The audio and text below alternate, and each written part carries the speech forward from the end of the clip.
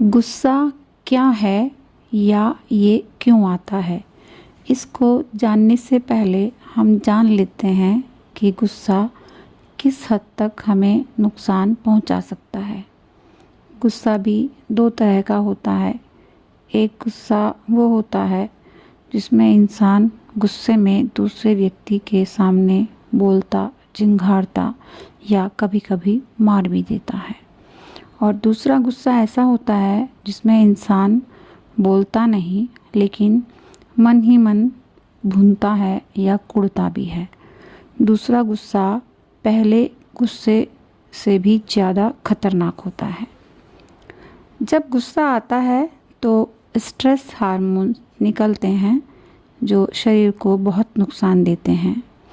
ये नुकसान शारीरिक और मानसिक दोनों तरह के हो सकते हैं। अब जानते हैं कि गुस्से के नुकसान क्या क्या हैं। गुस्सा करने से बीपी बढ़ जाता है, कई बार इतना बढ़ जाता है कि हार्ट अटैक तक भी आ जाता है। पैरालिसिस भी हो सकता है, माइग्रेन हो जाता है, तनाव बढ़ जाता है। पेट की समस्याएं जैसे अपच, अल्सर तक भी इससे अछूते नहीं रहते हैं और इम्यूनिटी भी व्यक्ति की कमज़ोर पड़ जाती है। गुस्से का कनेक्शन भी स्वार्थ से ही है। जहाँ हमारा स्वार्थ का रिश्ता है, गुस्सा भी वहीं आता है। हम किसी के लिए कुछ करते हैं तो कुछ न कुछ पाने की उम्मीद में ही करते हैं और जब वो उम्मीद पर खरे नहीं उतरते तब गुस्सा आता है।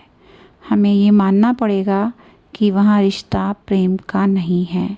यदि रिश्ता प्रेम का है तो प्रेम में अपने लिए कुछ मांगा नहीं जाता और यदि कुछ मांगते भी हैं, कुछ उम्मीद करते भी हैं और बदले में मिलता नहीं तो हमें गुस्सा नहीं आता, विनम्रता आती है। गुस्सा कभी भी एकदम किसी छोटी सी बात पर नहीं आता। अंदर ही अंदर किसी बात को लेकर, किसी इच्छा कामना को लेकर दबाव और तनाव बनता रहता है और जब वो आंतरिक दबाव तनाव बहुत बढ़ जाता है तो वो गुस्से के रूप में बाहर निकल जाता है और वो हो जाता है जो नहीं होना चाहिए था। इसका कारण भी हमारी अज्ञानता ही है। हम अपने आप को गलत समझकर जीते हैं। हमारे अंदर परमात्मा का अंश है और वो पूरा है, उससे कुछ चाहिए ही नहीं, लेकिन हम ये भूल जाते हैं और इस शरीर को उस आत्मा के ऊपर हावी कर देते हैं। हम भूल जाते हैं कि हमें बाहर से कुछ नहीं चाहिए, बल्कि अज्ञानता में या भूलवश जो हमने अपने आप को गलत जानकर कुछ मान लिया है, अपना लिया है या ओढ़ लिया है, आत्मा पर बोझ डाल दिया है और वो इतने नीचे दब गई है कि सांस लेना भी दूभर हो रहा है। उसे हटाना है। उन सब दिखावे और झूठे बंधनों से मुक्त होना है। आत्मा को फ्री करना है। हमें किसी से कुछ नहीं मांगना है। मांगना है तो प्रेम उस परमात्मा से जिसका हम अंश हैं, और बल्कि हमें मांगना भी परमात्मा से परमात्मा को ही चाहिए। और यदि परमात्मा से प्रेम करते हुए हम अपनी दुनिया के परिवार के रिश्तों को निभाते हुए कुछ करेंगे तो हमें उनसे बदले में कुछ भी पाने की इच्छा नहीं होगी। परमात्मा से परमात्मा को मांगेंगे तो ज़रूरी नहीं कि हमें वो मिल ही जाएगा। हम हारेंगे भी, लेकिन उस हार से हम हतोत्साहित नहीं होंगे। हमें गुस्सा नहीं आएगा। धैर्य और धीरज रहेगा कि कभी तो भगवान हमारी कामना पूरी करेंगे ही।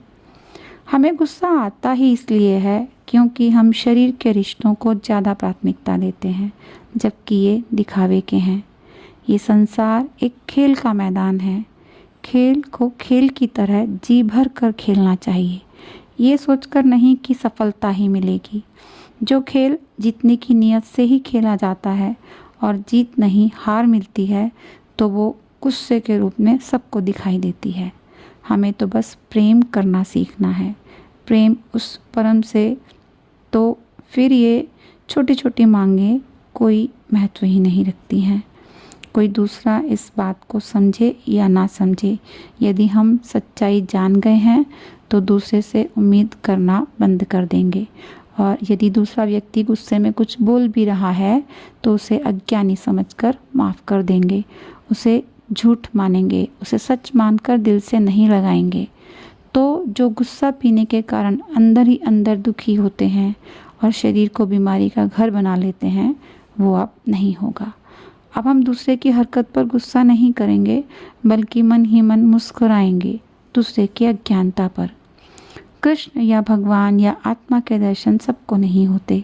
अपने शरीर की सच्चाई जानकर, अपनी हकीकत का ज्ञान होने पर हम जीवन को सही तरीके से जी पाएं, मुक्ति की तरफ गति कर सकें, तो ये भी परमात्मा को पाना ही है।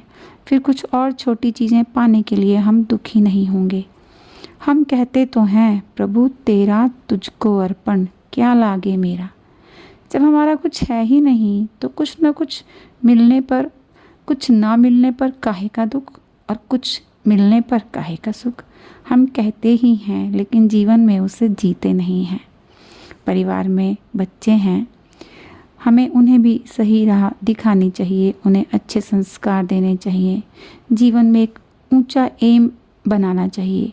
घर के बच्चों से हमें शुरुआत करनी चाहिए, उन्हें जीना सिखाकर। उनके स्तर की, उन्हें धर्म ग्रंथों की, देशभक्तों की, स्वतंत्रता सेनानियों की, ऊंचे धर्म गुरुओं की, संतों की, भक्तों की कहानियाँ, कथाएं सुनानी चाहिए, जिससे उनके अंदर जीवन के सही अर्थ का संचार हो सके। वो भी अपने असली 6 दुश्मनों काम, क्रोध, मोह, लोभ, मत मात्सर्य, इनको पहचान कर उनसे जीतना सीख सकें। अपने जीवन को एक ऊंचा लक्ष्य देकर अपने परिवार को भी नए जीवन मूल्यों से हमें सींचना चाहिए। स्वयं भी खुश रहना चाहिए और सबको खुश रहना सिखाना चाहिए। जीवन से हमें कुछ मांगना नहीं है, ऊंची लड़ाई लड़नी है बिना जीत की उम्मीद लिए। हमारी जो इच्छाएं पूरी नहीं होती हैं वही गुस्से का रूप लेकर हमारे सामने आती हैं। तो कामनाएं, इच्छाएं ऊंची रखनी चाहिए, कुछ ऊंचा मांगना चाहिए, छोटा नहीं, और प्रेम से मांगना चाहिए। तो यदि नहीं मिलेगा तो हमें क्रोध नहीं आएगा, और क्रोध नहीं आएगा तो जीवन में दुख भी नहीं आएगा। इससे बढ़िया क्या बात है। तो सच जानते हैं और लाइफ को एंजॉय करना सीखते हैं।